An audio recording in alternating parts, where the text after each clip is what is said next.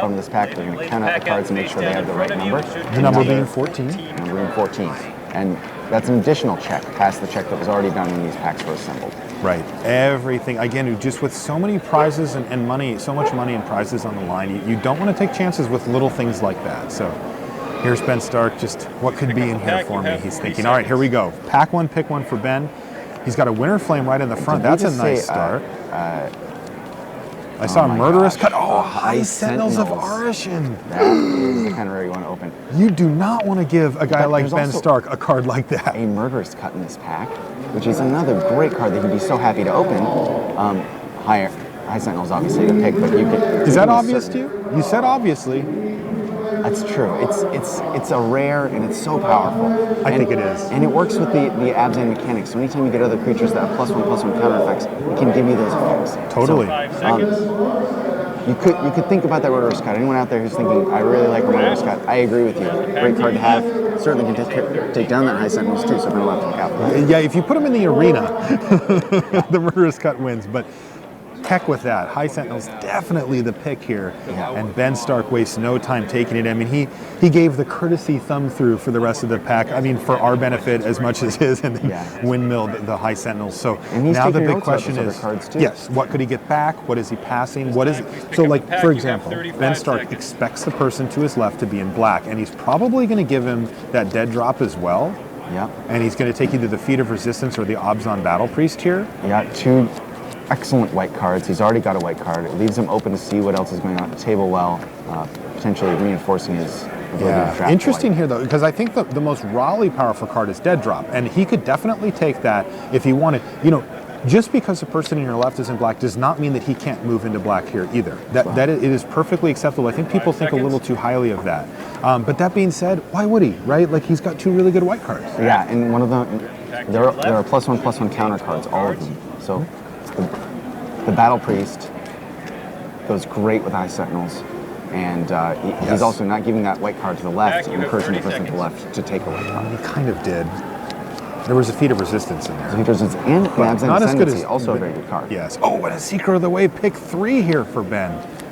Ben, this might be the rare mono-white draft in the multicolor format. Although we will note that there's no other good white cards in the pack here, so. Well, that's a great sign. There's not really much in the way of black. It looks like green is what's going on here. It does seem to be green. Become Immense, Long Shot Squad are both decent playables, so.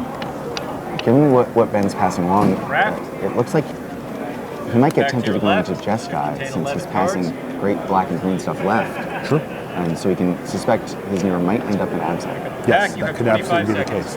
He has definitely put the person in his left pretty firmly into black, and now he's going to give that person a Ruthless Ripper here possibly as well. Yeah, interesting. Maybe he takes it. I mean, it's way better than other cards in this pack, right? Well, you can see him look at the Raider Spoils, which can be a really dominant card if you get the right deck. And so he does already have one warrior. So now he's looking at potentially a Warriors deck here on white-black only. Yeah. And being to this is a tough pick. It is a tough pick. You saw him look at that Leaving Master a little bit, thinking, well, if I end up white-red, that leaves me open to some options. But I mean, it's a little awkward for him to have to take a black card here. It's not that bad, though. Like I said, I think people tend to overstate that. Uh-oh. Don't know what was going on there. It looks but like Gerard was kind of giving him the shifty look over there, but one of the packs was maybe defective or something like that. Something that would stop right here. Seconds. So here they keep going. Okay, yeah, we're still underway here, though. Throttle at Anak Bondkin. I saw the Bondkin. Yeah, I think that seems to be the easy pick here. Sure does.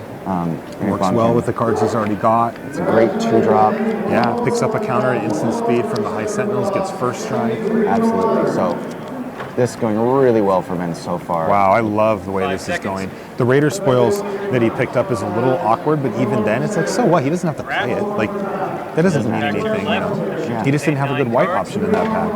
And he has that option there if the black cards do start to come in, white-black warriors with some Abzan tricks. It's not a bad deck. I'll tell you what, I don't think any of the black cards are going to be coming from the left. But that doesn't mean that he can't pick up a few here and a few in the third pack as well. So. Right. Uh-oh. TCB. 5 seconds. Retribution of the Ancient side in here, buddy. And he's Is this a deck for it? I mean, he has the tools. I think he has to take the Jungle Hall here, but if that Retribution comes around the table, don't be surprised if Ben picks it up. Jungle Hollow is a little weird because he's not in green at all, and he's barely in black. But if he ends up in Abzan, she'll be happy he had it. And he's going to make it harder for the person who is left to get into Abzan by taking that land away, which is, he doesn't want his neighbor in Abzan because that overlaps the cards he's been taking. Yeah, so there's the one card kind of stands out here is the Scion of Glaciers. There's also an Archer's Parapet, which is pretty good, but not as good in the type of deck he's doing. So he's going to, I think what you said a couple of picks ago, GCB, is starting to bear itself out a little bit, which is that Ben might be thinking, I could be Jeskai. He should be in Jeskai after passing that Murderous Cut and that Abzan Ascendancy. Dead drop, yeah. He's thinking that Jeskai is going to be the place that comes from the left. Yeah, now that wasn't, and it's a good instinct. Now that wasn't exactly like a huge push in that direction. Well, this could be, though. He picks up a Swiftwater Cliffs here, maybe. Yeah, so now he's got another pretty good black card in the Carrier Bloodseeker. It's decent. It doesn't necessarily go with what he's doing. Now, you see him give it a read, make sure he knows exactly what it does. This is interesting. This is going to really kind of show. He does pick it up. Remember, he's got the green-black duel to Jungle Hollow. That's right. So I do think he's actually thinking he might be Abzan here a little bit more, or just maybe white-black. Yeah, and so you see him staying open, which is not making any decisions until he figures out. Maybe he wants to see some cards in the next pack to see where he wants to go. He has the opportunity to be black or to be red and blue. But that Rise of the Serpent, it's really starting to look like he wants to play the black cards. The Rite of the Serpent is absolutely saying that, and then he's going to pick up a Krumar Bonkin here too. To be noted, a warrior. A warrior, right? So I think what he's hoping to do is, I don't think he expects to get many good black cards out of this next pack. Maybe a couple. It still happens. They still come around. But I don't think he's expect to get hooked up in any case. But he can pick up enough in the last pack, and there's another Krumar Bonkin to be a warrior's deck here. Certainly, yeah. And you're always going to be sharing some colors with your neighbors in this format. So he's saying, all right, this is the deck I want to have. There are some good cards. Maybe I'll play a few red cards as well and be Mardu. Well, the person on my left is Abzan. That absolutely could be. One Ponyback Brigade and maybe a Burnaway or something makes that Bloodfell Caves look a lot better too. So absolutely. I'm curious to see where this goes. I think that, Ben, if I'm in his seat, I think, okay, that was a ridiculous beginning. I'm super happy with it. The end of it, pretty good too. It held up enough for him to figure things out. And looks like we've got some judges talking to, who was that, Foster? They paused the draft to figure out what happened with that pack.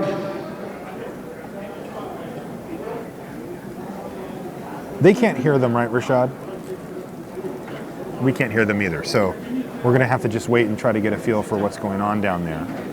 Yeah, so I think what Ben's demonstrating, which is really cool, is that even on this big stage, he's not afraid to trust the packs and shift plans a little bit. He could very easily have said, okay, I'm Jeskai, I've got all these white cards, I'm just going to start taking Jeskai cards. He could very easily have said, okay, I'm Abzan, I'm going to start being Abzan.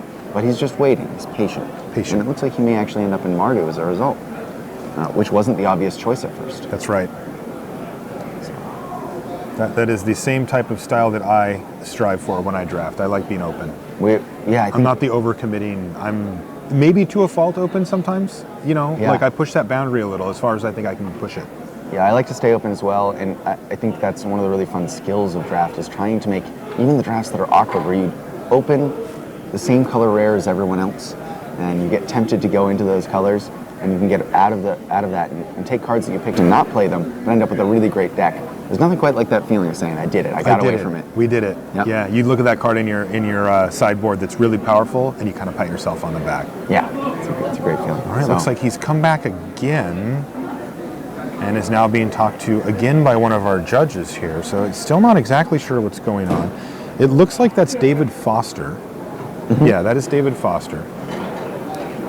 Sitting there just to Ben's left, so they're looks like a little heart-to-heart there. I don't know exactly what happened there, but a little hand on the shoulder action, but we're going to resume here. And there's a Sidisi's pet. Not bad. Yeah, not too bad. I mean, it doesn't really fit what he's trying to do, but it is a playable Magic card. It's a playable. Second to last pick, you could do a lot worse than a pet. And then he gets the Mardu banner there at the end, maybe a little sign of things to come. I'm going to say no. That way. Yeah, all right, so you'll see white card, white card, white card. Really good stuff to start off. Yeah. And then it gets a little shaky in the middle.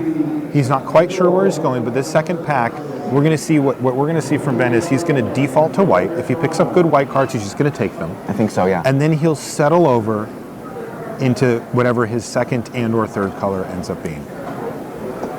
I actually think it might end up being Mardu. I think he might end up there. Well, he has that Raider Spoils, which encourages him to pick up Warriors, and he has a couple of nice 2-drops already. Yeah, I mean, like what my prediction would be with black-white with a little bit of red. I think that's where he's going to end. Like, I don't think that Scion is going to make the cut unless he gets really shoved hard in that direction. Yeah, he picked up really no red cards there, but certainly no blue cards, and he doesn't have any lands for that yet. Right. So, but his black-white deck looks pretty good so far. It does. So we're looking for Chiefs of the Edge and/or Scale. Looking for, even just like Mardu Hate Blades, those type of cards are nice pickups. They are, and then, of course, any big bomby or sweet white cards like Abzan Falconer, Wingmate Rock, Dare I Dream. There's a land that would fit with the Mardu plan. You see the Nomad Outpost. And what was his rare in that pack? This Kira's Spell Snatcher. Pretty good. And we've got a War Shrieker. I think he's going to take that Nomad Outpost. I think he is too. There's really not much there for him. He wheeled 2 Krumar Bondkins before. I think he feels like he can get one of these cards back. Yeah, there's plenty of sort of average cards for the deck he wants to be in. Yeah. Smite the Monstrous, which is good but not great, and I think he'd much rather just have this mana fixing. Even if he doesn't end up red, it's great to have a white-black duel. Agree. And Nomad Outpost will play that role for him. Yeah, I think if he plays red, it'll be a light splash. I think it's going to be, a Bring Low and a Ponyback Brigade or something like that if that ends up where he goes. I mean, sure, he could just get shipped really great red cards here, but it's going to happen fairly quickly for him to do that. Well, what might happen is that because he shipped so much black in the first pack, the red comes this pack, and he doesn't actually have great black right now. He has a lot of black, so black could become the splash with a Morph or 2 and that Raider Spoils. That's a good point. Yeah, especially because the Krumar Bondkins are fairly easy to flip up at just 4 and a black. Exactly. So the best card out of this pack is Hordling Outburst. Oh, there's a clever impersonator there. That's a pretty good card. It's okay. Not in his colors. Yeah, and it's not really in his colors, but I think Hordling's just the best card in the pack. Full stop. Yeah. Now I think that might be the pick here, but he's looking at the Mardu War Shrieker. Double red is a. Double red. Is that where you want to go? I mean, he's got the Raider Spoils. It would just mean that he would have to commit a lot more mana fixing later. And he goes with the War Shrieker. I think that's probably what I would do there too, although I get tempted by that Outburst because it's so good in his deck. Well, and he's a bit of an Abzan strategy in this color so far. There's a Mardu Charm. That's got to be tempting. Yeah, he's got to take red that. 2-drop. There's the Absent Ascendancy, and he also does have a green dual land, so he could look at that Absent Ascendancy. Yeah, I like just taking the Charm here, I think. He just picked up a red card. He did, yeah. He's got a bunch of what, I mean, this is the kind of card I'd want to splash with the 2 dual lands that I have for this. But the Ascendancy also puts all the counters on the I know. that triggers. Yes, the ceiling on the Ascendancy is much really higher. high. Yeah. So, Van remains disciplined. I think this draft is going really well for him, and the only thing that could go wrong is if he started getting really indecisive now. He couldn't figure out where to be. It looks like he's decided to be red, and that's what he wants. Ponyback Brigade. Hello, friend. Pretty good deal for him. Yeah. Now, he could certainly have taken the Woolly Loxodon if he had taken the green card here. Yes. I think the Ponyback is exactly what he wants. I think that ship has sailed. I think he is going to be Mardu. And it looks like what we were talking about a few minutes ago may be coming to fruition here. I think he's going to be Mardu. Yeah. Heavier in the black-white. Yeah. And he still has the option of going higher, going more with the red or the black, because he hasn't picked up any real important early black cards. Yeah, and no white cards out of this pack yet, right? Right. The white seems to just not be there at all. Yep. Pretty light. Swarm is probably the best card here. Yeah, I like that one. So, Swarm, a great card in this deck. You can play the Swarm and then attack with all your tokens, lose some, then the Swarm grows. Yeah. I think he's planning on getting one of that Smite the Monstrous that he opened back, at least if he really wants one of those. He might want one of them. The second one's not nearly as good. I think what he'd really like right now is maybe to pick up a free land, make his mana a little easier. He's got 2 so far. He's got 2. 1 is a triple, so that's great. Yeah, but yeah, you're right. He would love to see an extra. He sees a land, but the wrong one. Jeskai's Student, I guess, is his pick here. Pretty unexciting. It could be another Rise. He could take that Jungle Hollow and maybe look to do some morphing tricks. I think you'll see him pick the Student. Me too. I mean, the second Rite of the Serpent. Rite of the Serpent. Is significantly less exciting than the first. Yeah, I like to have 1. Usually not 2 unless I'm a very controlling guy. Right. I mean, anytime you get stuck with both of them in your hand, it's a little awkward. Yeah. All right, and kind of more nothing. I mean, what is this? An Anon Tracker pick? A second Sidisi's pet? This is not a great pack. Backwater? Or I thought you were describing the pack for a second. It was a bit of a dismal pack for him. I mean, he would love it if he could take one of the lands if they were on his colors. How beautiful would that be? Picking up a morph here, and good enough. So to me, it definitely feels like somebody else at this table is in Warriors. We've seen no Warrior-related cards here out of this pack outside of like a Sage-Eye Harrier or something like that. Sure, a lot of the important Warrior cards though are uncommon, so sometimes you just don't see them here. It's true. It is true. You got that pony back pretty late. That's pretty good. If you have someone who's pure white-black Warriors at the table, and I wouldn't be surprised if one Gregory Douglas Wesco were leaning towards a deck like that, then yeah, you might see that the white-black Warrior cards are a little thin. Yeah, Wesco's two seats away from Ben. And he's to his right, isn't he? What did he take out of that pack? Was it a Kumar Bonkin? Kumar Bonkin. So his third one of those? His third more. He would rather have that than the there's an unyielding Krumar. Yeah, just better curves. Yeah.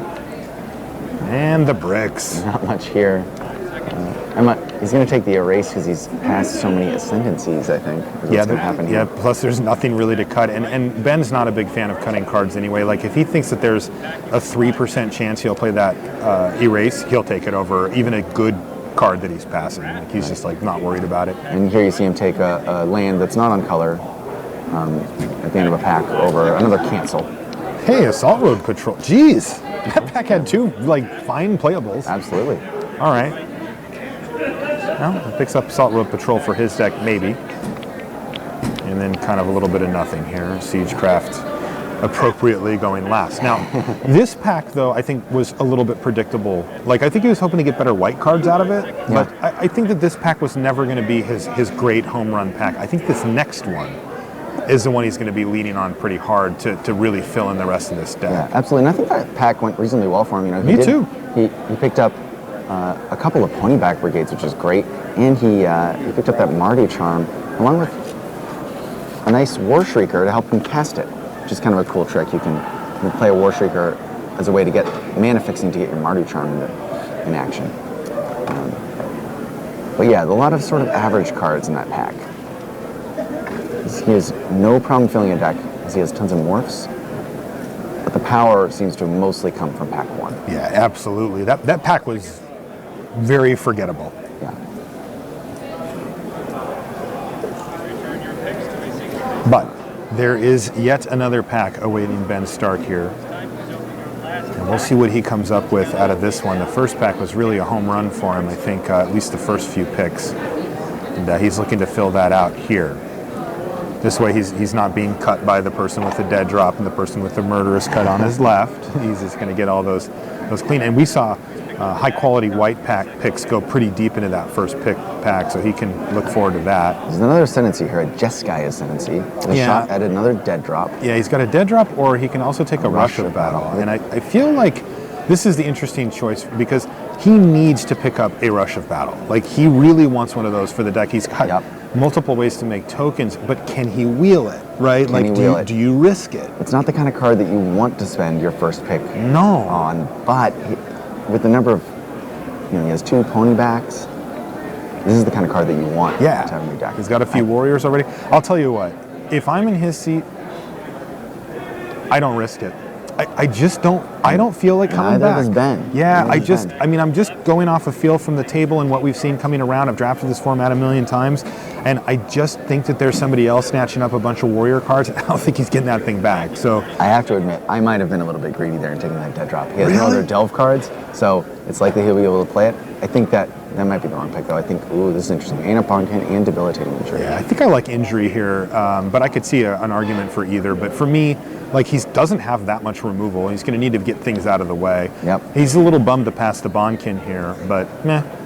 Yeah, it's a tempting Bonkin. Debilitating injury is often overlooked these days. It's still one of the best commons in the format. It's great, and it's a great tempo play, as we've talked about. You can play that while you play another thing on a turn and take away your opponent's entire turn. Good tapping, especially in his deck. Yeah. Okay, so makes the responsible adult pick first. I think he's made 2 responsible adult picks so far, and I would have only had the capacity for 1, so kudos to him. It says a lot about you, GCB. Oh, wow. And now he's got a Disowned Ancestor. This is a dragon-style twins, which is a really powerful card. Second Raider Spoil's not amazing, right? Well, it does get to the point that your tokens suddenly become real scary if you have 2 of those in play. That is true, but it also gets to the point where it's hard to have enough tokens because you've played so many Raiders. Yes, so it is interesting there, but I could see it. I could see it. I think the Disowned Ancestor might be the responsible pick here, but he's going to take that Raider spoils. Well, I'll tell you what. You have to respect that. He's done with that. He's got Rush of Battle, 2 Raider spoil, so he doesn't need to take any more spells like that. Correct. It's going to all be creatures and removal tricks from here on out. Was that a Planeswalker? That was a Planeswalker. He just got Sorin passed to him in his base colors. You just said that he's done with that effect. He doesn't need any more +1 power. That might so replace a Raider spoiler. Wow. That is wild. And 2 other great cards for his deck in his package. The Chief and the Debilitating Injury. You see him. He's bummed. Take the Sorin. It was all piled up on this one pack. He's like, fine, I'll take the Sorin. But it is interestingly kind of replacing something he already had. Well, it can also play the role of a creature if he has those other cards. So I think he is in pretty good shape. Yeah, no, that's a sweet pickup. And now another token maker. What a great pick for Ben. That makes 3 Warriors. Yes. Yeah. When you're rocking the double Raider spoils, Rush of Battle Sorin deck, I can't think of a better 5-drop in that deck than the Take-Up Arms. That is pretty good. And I don't think Ben could either because he picked it almost immediately. Yeah, it was such an easy pick for him, he says. And you know, that's a card that doesn't always make your deck Take-Up Arms. No, but it will, 1,000% make this. For this deck, it's perfect. So. And it's about time he had a pack with nothing for him. This is what happens sometimes. Yeah, so he gets to actually just purely cut. I would cut that Jeskai Charm, I think. I don't think the Molting Snakeskin's ever coming in for you. Well, you know, he could take the Canyon Lurker and a chance that, you know, he might need the creature, but I think probably... yeah, that is true. I would probably take the Jeskai Charm just because it is a real scary card, and the life gain effect can be really good against his deck. Right, that's the problem. Ben's certainly having no shortage of playables here. Well, he's got some options. Well, yeah. So I saw the kill shot, and initially I was like, sweet, but this is really not a deck, I don't think, that wants a kill shot. It could accommodate a smite, but I think he'll probably take the Unyielding Krumar here. Yeah. It's a warrior. Warriors. He needs warriors. And he's got plenty of them, but he needs more. Great at attacking when you have one of those Raider Spoils in play and putting your opponent in a tough spot. How about 2 of your Raider Spoils in play? Even tougher spot. Yeah. Pay 2 life, draw 2 cards. Another Jeskai Charm and a dual land. Oh, but there's a land. He's going to take that land. Gotta take the land. He's got to be really happy to see that come back. Absolutely. That's his. Well, it depends on which way he goes. We know he's splashing for the 2 pony backs. Yep. By the way, we just called this. That came out exactly how we thought it would. Well, you saw the way he didn't get tempted into anything else, and so it seemed like that's what he was thinking. Oh, he got the Disowned Ancestor back anyway. That is great. So he makes the big boy pick and then gets rewarded by the Magic Gods. Absolutely. All is well here in Baltimore. I like the way that this deck came out. Now, we're going to look at these last couple of picks with GCB. I want to kind of transition you into a review mode here on the draft. How well do you think Ben drafted the seat? I think Ben drafted about as well as the best player in the world can draft. I think he did an awesome job. But it was ridiculous. Yeah. The deck. I know we haven't seen the final build. We don't know all the perfect little ins and outs, but what do you think about the deck? This is the kind of deck that I love in this format. I love being a little bit aggressive and doing the go wide plan because all the other decks are trying to do exactly the opposite. Go big. Whoa! Whoa! Chief of the Scale with 3 cards left. I guess I asked you a little too soon. That pack was really deep. And that was one of the reasons that when we looked at it, we went, oh wow, you know, that was the one where Sorin. I can't believe it. Was it 3rd, 4th? Oh my God.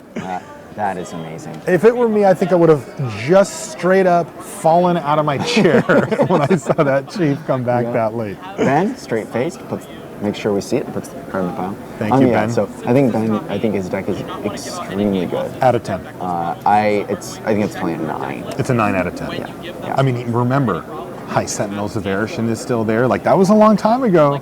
High Sentinels and a number of creatures that trigger off of some counters. Yeah. I think his deck is absolutely fantastic as well. You can step into a controlling role if he wants to with the lifelink effect. I like this picture of Ben. That's exactly how he feels right now. We actually took what that up? just now. Who wants to draft? Yeah.